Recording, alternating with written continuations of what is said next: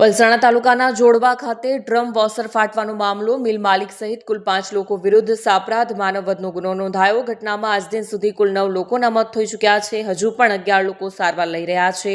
ઘટનાના દિવસ 2 લોકોના ઘટનાસ્થળે મોત નીપજ્યા હતા. ત્યારબાદ સારવાર દરમિયાન અલગ અલગ દિવસે વધુ 7 લોકોના મોત નીપજ્યા હતા. ફેક્ટરી ઇન્સ્પેક્ટરના રિપોર્ટ બાદ સાપરાધ માનવવધનો ગુનો નોંધાયો.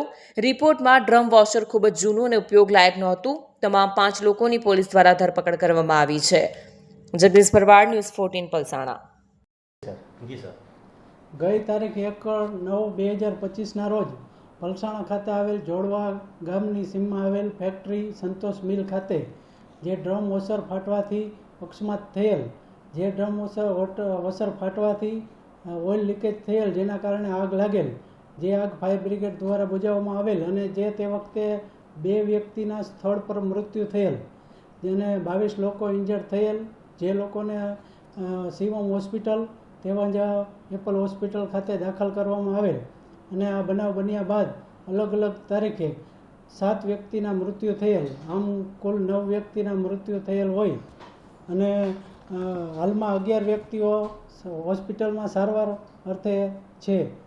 બાદમાં જ્યારે આ બનાવ બનેલ ત્યારે ભારતીય ન્યાય સંહિતા 2023ની કલમ 106, 125 A, B મુજબ ગુનો દાખલ કરવામાં આવેલ અને ફેક્ટરી ઇન્સ્પેક્ટરનો ગઈકાલ રિપોર્ટ આવેલ, જે રિપોર્ટમાં તેઓએ જણાવેલ હોય કે જે ડ્રમ વોશર ફાટેલ છે તે ડ્રમ વોશર ખામીયુક્ત હોય તેમજ જૂનું હોય અને તેમાં કાટ લાગેલ હોય. જે રિપોર્ટના આધારે પલસાણા પોલીસ સ્ટેશન દ્વારા ભારતીય ન્યાય સંહિતાની કલમ 105, 110 અને 54 મુજબ ઉમેરો કરી માલિક સહિત 5 વ્યક્તિઓને અટકાયત કરવામાં આવેલી છે. જે વ્યક્તિઓને અટકાયત કરવામાં આવેલ છે તેમાં ડ્રમ વોશરના ઓપરેટર તેમજ તેમના એન્જિનિયર અને ડ્રમ સુપરવાઇઝર તેમજ મેન્ટેનન્સ મેનેજર અને કંપનીના સંતોષ મિલ માલિકની અટકાયત કરવામાં આવેલી છે. અને હાલે આ 5 વ્યક્તિઓની અટકાયત કરી તેઓને કોર્ટમાં રજૂ કરવામાં આવેલ છે.